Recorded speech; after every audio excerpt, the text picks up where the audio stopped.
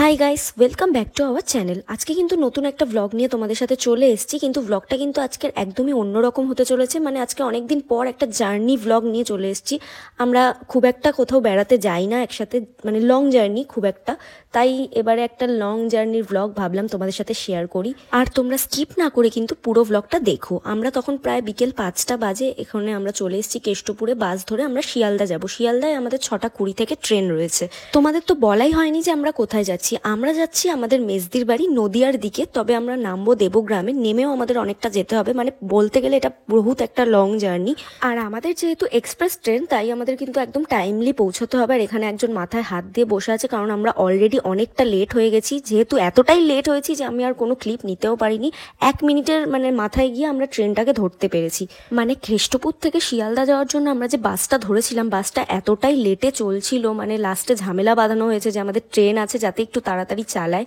তো তাও আমরা একদম টাইমলি পৌঁছাতে পারিনি, একদম টায়াটায় পৌঁছেছি বলতে গেলে। আর শিয়ালদা স্টেশনটা এত বড় স্টেশন, এত বড় স্টেশনে আমাদের ট্রেন খুঁজে, আমাদের বগি খুঁজে, সিট নাম্বার খোঁজাটা প্রচন্ড ডিফিকাল্ট হয়ে গেছিল। মানে আর একটু হলে আমরা ট্রেনটা মিস করে যেতাম। তো আমরা নিঃশ্বাস নেওয়ার, মানে একে অপরের দিকে তাকানোরও সময় পাইনি। তো যাই হোক, অনেক রিস্ক নিয়ে অনেক কষ্ট করে কিন্তু আমরা ট্রেনটা ধরেছিলাম। তো ট্রেনে ঢুকে ট্রেনে বসে মানে 1 মিনিটও হয়নি ট্রেনটা ছেড়ে দিয়েছে। মানে অনেক লাক আজকে আমাদের, নইলে আমাদের অনেকগুলো টাকা আজকে গচ্ছা যেত। আর তাছাড়াও আজকের দিনটায় দিদির বাড়ি যাওয়াটা প্রচন্ড ইম্পর্টেন্ট ছিল, তাই জন্য আমরা কাজকর্ম ফেলে কিন্তু যাচ্ছিলাম। আমরা দুজনেই যাবো বলে বেরিয়েছিলাম, ওর বাড়ির বাকি ফ্যামিলি মেম্বাররা কিন্তু আগেই চলে গেছে, তাই আমাদেরই যেতে একটু লেট হয়ে গেল। তারপরে এই যে ট্রেনে বসে একটু রিল্যাক্স হয়েছিলাম আমরা, মানে নিঃশ্বাস নিয়েছিলাম। এক নিঃশ্বাসে আমরা একদম ট্রেনটা এসে ধরেছি। ট্রেনে উঠে খাওয়া খাওয়াই পর্ব তো চলবেই। আমরা চিপস কিনে নিয়েছিলাম, আর এখানে কিন্তু আমি আমাদেরই ভিডিও এডিট করছিলাম। আর দেখো, আমাকে এডিট করতে বসিয়ে দিয়ে ও চিপসের প্যাকেটটা ধরে আছে, মানে ওই খেয়ে নিচ্ছিল বলতে গেলে।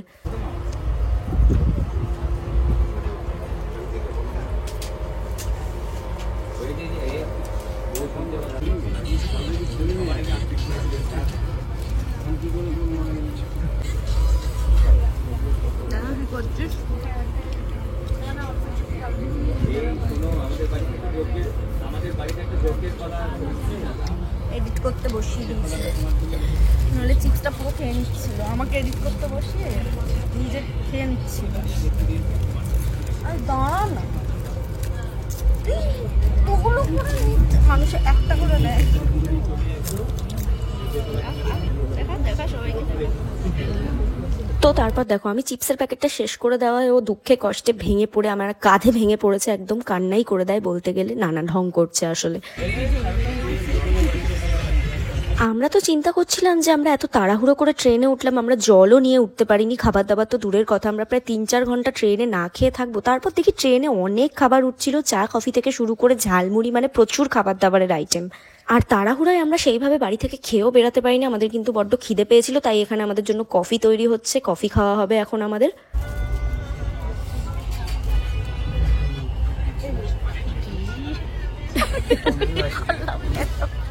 না মানে গাইস, এখানে হাসার কারণটা হচ্ছে এতক্ষণ ধরে কফি রেডি করাটা আমি আমার ব্লগে পার্ট হিসেবে একটা নিলাম। ভাবলাম ওটা আমাদের দেবে, কিন্তু ওটা ওইদিকে চলে গেল। সেই দেখে আমরা হেসে দিয়েছিলাম, ভেবেছিলাম ওটা আমাদের দেবে। যাই হোক, তারপরেই কিন্তু আমাদের জন্য কফি রেডি করা হচ্ছিল। যাই হোক গাইস, কফিটা কিন্তু খুব সুন্দর খেতে ছিল। আর আমাদের কিন্তু মাথাটা, মানে আমার বেসিক্যালি মাথাটা খুব ধরেছিল, তাই জন্য আমি কফিটা আরো ভালো খেয়েছি। আর এইদিকে ইনি আমাকে একটু সাবধান করছিল যাতে কফিটা আমার গায়ে না পড়ে, কারণ আগেরবার ও যখন এখানে যাচ্ছিল, মানে এই ট্রেনে না, মানে আগেরবার যখন দিদির বাড়ি যাচ্ছিল, তখন আমার সাথেই কথা বলতে বলতে কফিটা ওর একদম গায়ে পড়েছে। তাই ও বলছিল যে কফিটা যেন তোরও গায়ে পড়ে, মানে না পড়ে।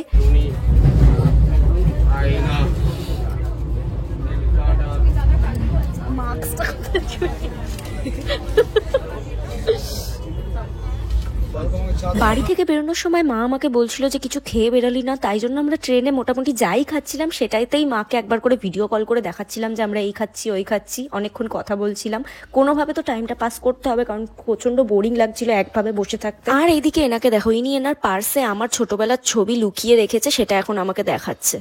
একটা ছবি আছে যেটা তো পুরো জল লেগে নষ্ট হয়ে গেছে, তবে আরেকটা ছবি আছে যেটা স্কুল ড্রেস পরে। দেখো তো তোমরা কেউ চিনতে পারো কিনা। তুমি কালকে আসছো না?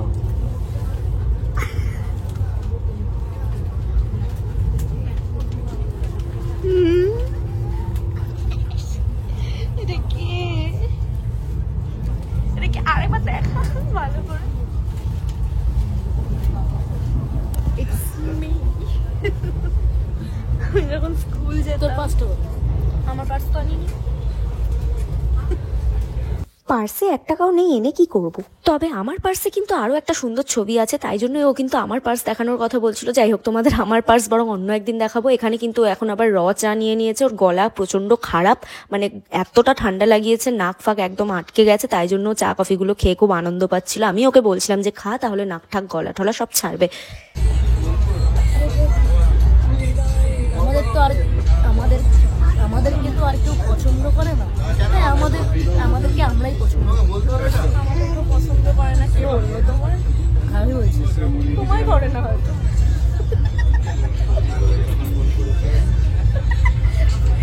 না না, তোমাকে তো আবার চোখ দেখে মানুষজন চিনে নেয়, তাই না? চোখ দুটো এত সুন্দর, দেখি তো চোখটা কি আছে, দেখি চোখটা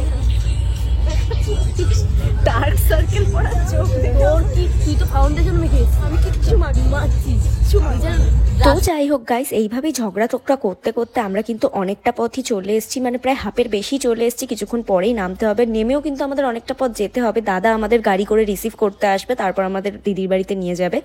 এদিকে ইনি আবার এক জায়গায় একভাবে এতক্ষণ মানে বসে থাকতেই পারে না। ওই যে ভিড়ভাট্টার মধ্যে কি করছে আমি বুঝতে পারছিলাম না, কিন্তু আমার এতটা ল্যাদ লাগছিল যে আমি উঠে দেখছিলামও না যে ও কি করছে।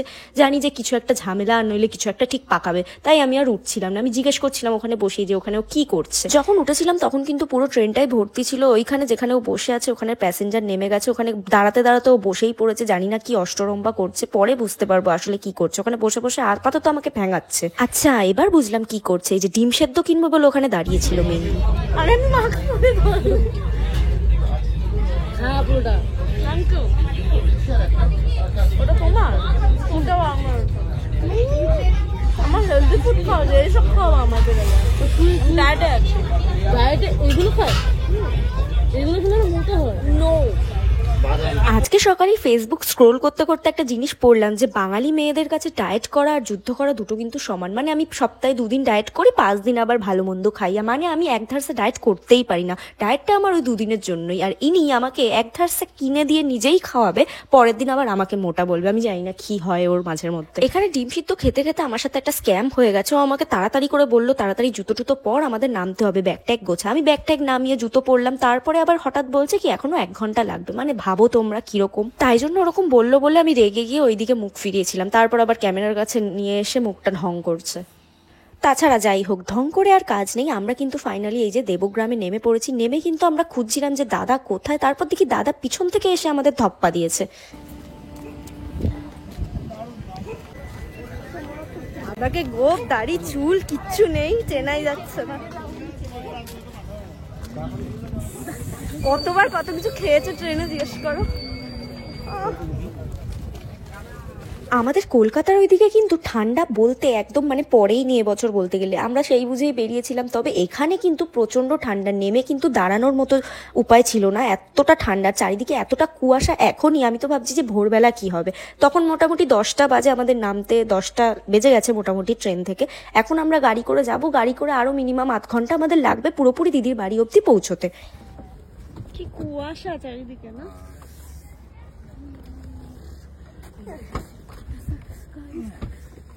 পিছনে কি হলো না?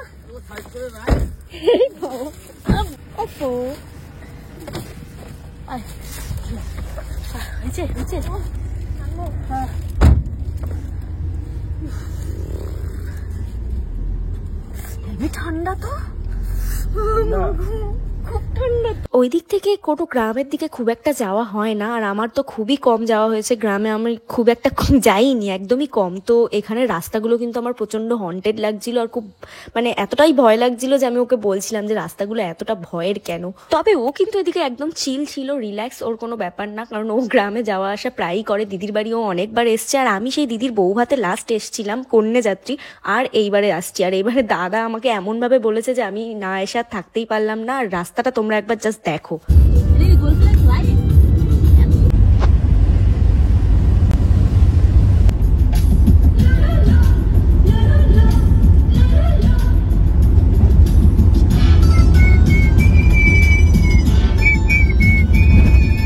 চলো গাইস, গান শুনতে শুনতে আমরা কিন্তু ফাইনালি দিদির বাড়ি পৌঁছে গেছি। এখন আমরা ঢুকছি। আর ঢুকে দেখলাম দিদি কিন্তু এখানে শুয়ে আছে, আর এই পুচকুটা হলো দাদার ছেলে। আর এখানে চিকুকে দেখো গিয়েই আদর করা শুরু করে দিয়েছে ও একদম।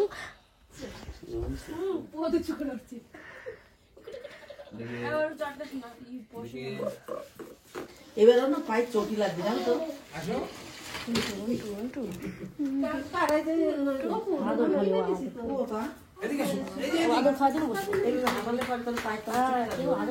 তো আজকের ব্লগটা কিন্তু মোটামুটি এখানেই শেষ করছি। ততক্ষণের জন্য তোমরা খুব ভালো থেকো, সুস্থ থেকো। আবার কিন্তু পরের ব্লগে তোমাদের সাথে দেখা হচ্ছে।